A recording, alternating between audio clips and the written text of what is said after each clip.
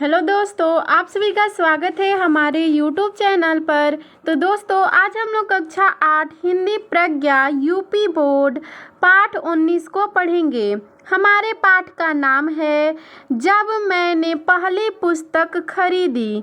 तो आज हम लोग इस पाठ का प्रश्न उत्तर देखेंगे। तो सबसे पहले देखेंगे कुछ करने को, जिसमें पहला प्रश्न दिया गया है, आर्य समाज संस्था ने भारतीय समाज में फैली रूढ़ियों एवं आडंबरों को दूर करने का प्रयास किया। वह भारत का नवजागरण काल था। आर्य समाज के अतिरिक्त ब्रह्म समाज, प्रार्थना समाज, थियोसॉफिकल सोसाइटी जैसी अनेक संस्थाओं ने भी समाज में व्याप्त बुराइयों को दूर करने का प्रयास किया था। इन संस्थाओं के संस्थापकों के बारे में जानकारी प्राप्त कीजिए। तो चलिए इसका उत्तर देखते हैं। सबसे पहले हेडिंग डालेंगे ब्रह्म समाज और इसमें लिखेंगे इसके संस्थापक राजा राममोहन राय थे।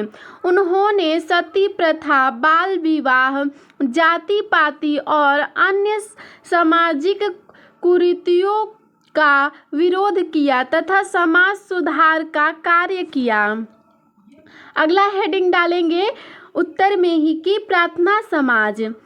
इसकी स्थापना आत्माराम पांडुरंग ने केशव चंद्र सेन के सहयोग से की। इस संस्था ने सामाजिक समानता, शिक्षा और सुधार पर बल दिया। अब अगला है थियोसॉफिकल सोसाइटी। ये हेडिंग डालेंगे और लिखेंगे इसमें इसकी प्रमुख नेता एनी बेसेंट थी। उन्होंने शिक्षा, महिला अधिकारों और भारत के स्वशासन यानी कि होम रूल का समर्थन किया। अगला प्रश्न देखते हैं 2 नंबर। वर्तमान समय में प्रकाशित होने वाले किन्हीं 4 बाल पत्रिकाओं के नाम लिखिए। तो इसका उत्तर है चंपक। ठीक है, पहला हो गया चंपक, दूसरा हो गया नंदन, तीसरा हो गया सुमन सौरभ और चौथा हो गया बाल भारती। ठीक है, अब आइए अगला प्रश्न देखते हैं 3 नंबर। पाठ में आई पुस्तकों को अपने पुस्तकालय से खोजकर पढ़िए। तो दोस्तों, आपको ये स्वयं करना है, खोजना है और पढ़ना है। चलिए आगे देखते हैं विचार और कल्पना। ठीक है, जिसमें पहला प्रश्न है, बचपन में लेखक के घर कौन कौन सी पत्रिकाएं आती थी। तो इसका उत्तर है बचपन में लेखक के घर आर्यमित्र, साप्ताहिक, वेदोदय, सरस्वती और गृहिणी पत्रिकाएं आती थीं। अगला प्रश्न देखते हैं 2 नंबर। बचपन में लेखक को स्वामी दयानंद जी की जीवनी क्यों पसंद थी।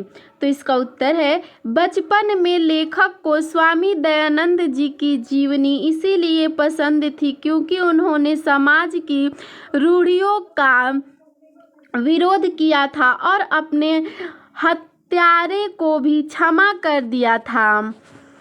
आगे देखते हैं प्रश्न नंबर 3।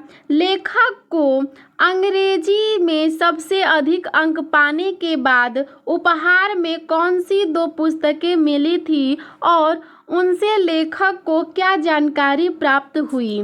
तो इसका उत्तर है एक किताब पक्षियों की जानकारी से संबंधित और दूसरी किताब में पानी के जहाज़ों की कथा थी।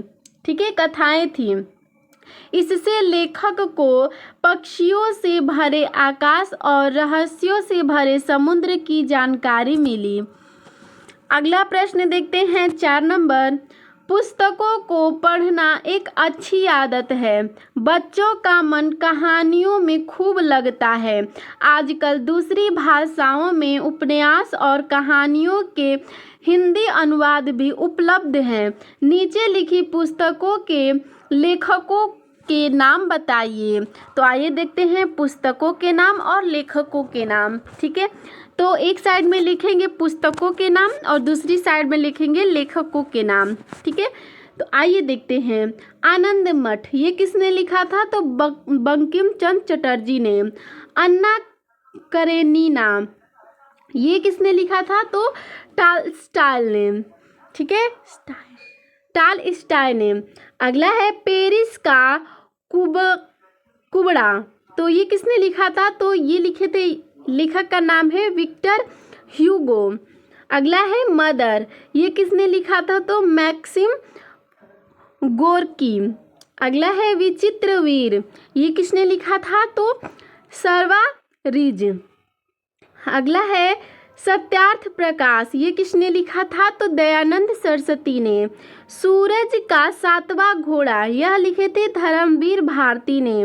देवदास, ये लिखे थे शरत चंद्र चट्टोपाध्याय ने।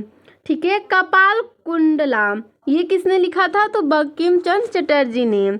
ठीक है, चलिए अब अगला प्रश्न देखते हैं 5 नंबर।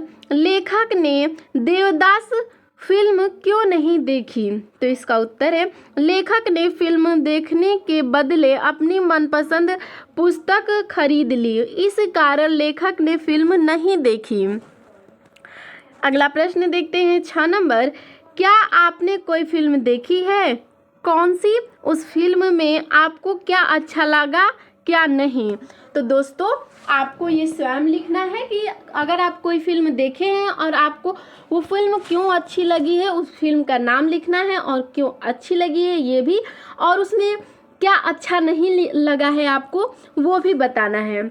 आइए अब देखते हैं भाषा की बात, जिसमें पहला प्रश्न है वेदोदय तथा दुर्गेश शब्द क्रमशः वेद प्लस उदय तथा दुर्ग प्लस इस की संधि से बने हैं। इसी प्रकार निम्नलिखित शब्दों के संधि विच्छेद कीजिए। तो चलिए संधि विच्छेद करते हैं। ठीक है, वीरोचित, इसका हो जाएगा वीर धन उचित। देवोचित, इसका हो जाएगा देव धन उचित।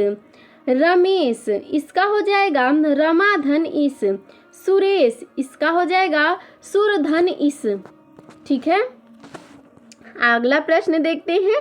प्रश्न नंबर 2 है इस पाठ में लाइब्रेरी, इंडिया, थिएटर, पिक्चर आदि अंग्रेजी के शब्द आए हैं, इनके लिए प्रयुक्त होने वाले हिंदी शब्द को लिखिए। तो चलिए देखते हैं कि अंग्रेजी और हिंदी। ठीक है, अंग्रेजी हिंदी। लाइब्रेरी यानी कि पुस्तकालय, थिएटर यानी कि रंगशाला, इंडिया यानी भारत, पिक्चर यानी चलचित्र।